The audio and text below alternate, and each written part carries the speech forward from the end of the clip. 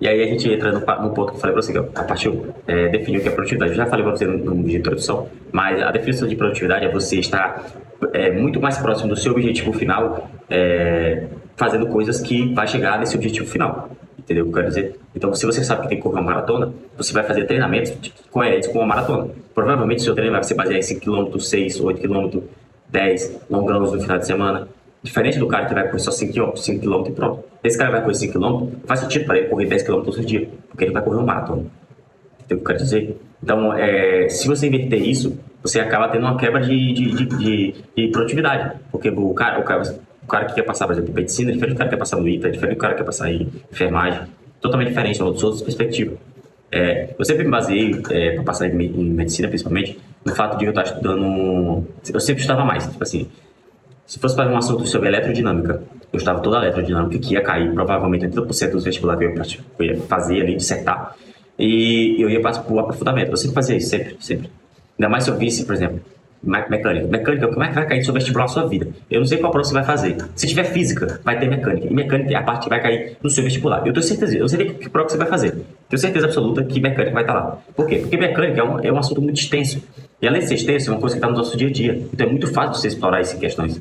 Entendeu a lógica? Então, se é um assunto que eu sei que é fácil de ser explorado, que é um assunto que vai cair na minha prova, eu tenho certeza, eu vou aprofundar, eu vou saber tudo, de cabo a rabo, de mecânica. É muito simples isso, entendeu? Aí depois, física moderna. Cara, física moderna é uma coisa que é difícil cair. E quando cai, é uma coisa básica. É uma aplicação de fórmula, é um teorema, é uma coisa de distorção de tempo, distorção de espaço. Entendeu? Então não é uma coisa que eu vou focar muito. Eu vou saber ali, vou saber, tô sabendo aqui, legal, beleza. Se cair, provavelmente eu vou matar a questão. Se cair uma coisa muito difícil, provavelmente eu não vou matar. E isso não me importa. Por quê? Porque o foco tá nos 80% que vai cair mais no vestibular. Que é o quê? Mecânica. Cara, pode ter certeza, vai estar lá mecânica bonitinha, cinemática, dinâmica. Pô, dinâmica é absurdo. Dinâmica cai muito, muito. Tipo assim, despeito e vestibular. Então, se eu sei que esses assuntos vão cair mais, não tem por que eu ficar perdendo, e aí que ele entra a oportunidade, eu falei pra vocês. Você ficar perdendo tempo com coisas que não vai cair. Tem gente que quer aprofundar a física moderna toda. Tá, tudo bem, pô, eu terminei aqui já. Já fiz muita questão, pô, vou dar uma questão aqui em física moderna, vou dar uma aprofundada aqui legal, pra não ficar saco. Tudo bem, cara, mas, pô, tu nem terminou mecânica, tu vai aprofundar a física moderna, pô, não faz sentido isso. Entendeu? Lógico. Mais isso. Outra coisa, horas não quer dizer nada. Não quer, eu estudei 12 horas por dia, tá, beleza, fez quantas questões? Fiz 10, não adiantou nada. Deu, adiantou nada. O que vai fazer você passar em questões? Eu falei pra você já aqui no início, vai fazer você passar em questões. Se você não faz questões, você não vai passar. Não é eu, não é o Arthur, é ciência isso. Não é o Arthur que tá falando, é ciência, cara.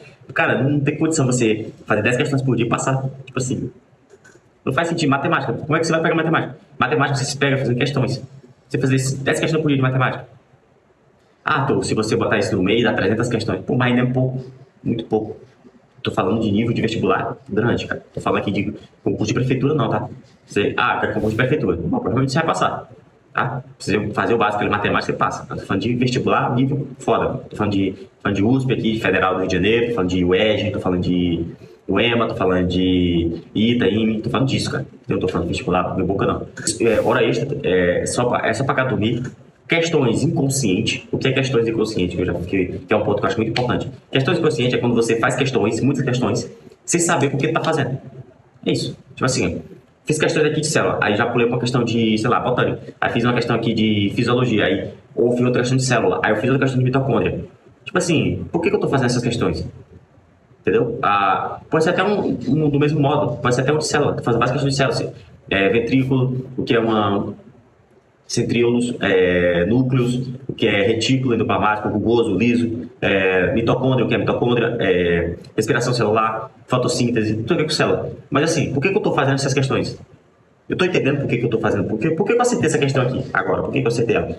Foi o que eu fiz aqui, eu entendi o assunto, ou o assunto a coisa fácil que foi dada no contexto. Se não tivesse esse contexto, eu responderia a questão, vou pensar, vou raciocinar aqui, vou formar um esquema aqui para ver se eu lembrava mesmo. É isso que eu tô falando. Isso é um tipo de aluno que faz questões conscientes. Entendeu? E isso você desgasta muito mais mentalmente do que questões inconscientes. Questões inconscientes você faz 300. Porque você vai fazendo automático ali, ó. Você nem é inconsciente, vai fazendo.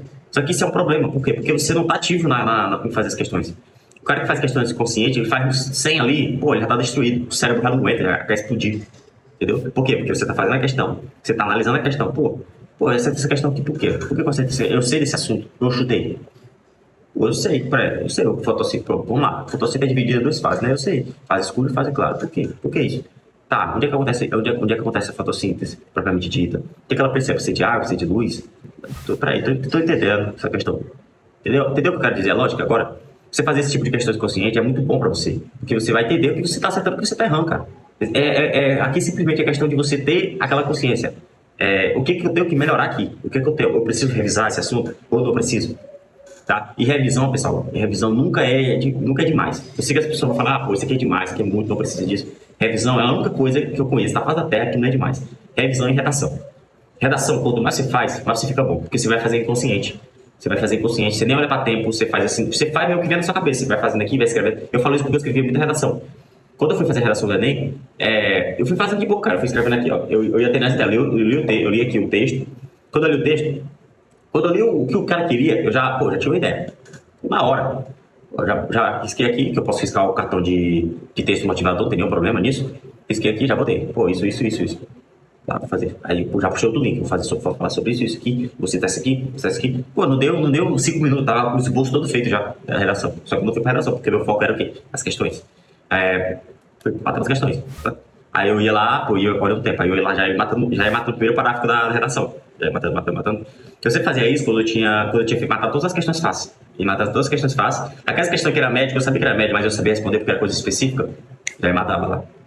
Pô, matei aqui, matei. Aí ficou as questões médias, que não é tão média assim, e as questões difíceis. Aí eu deixava quieto e ia matar a redação. Matava toda a redação, fazia o esboço, aquele esboço todo completo, pra ver se não tinha errado nada, aí eu ia ajustando, aí, pô, passava o cartão oficial. Matava o cartão oficial e eu via distribuição das questões. Lembra das questões difíceis? Questão difícil, foda-se, cara. O Enem trabalha diferente, mas trabalha no modelo TRI, diferente. É outro vestibular, não tem nada a ver com os outros vestibulares. O vestibular da UEM que eu fiz, por exemplo, o que ia fazer eu me garantir era questão difícil.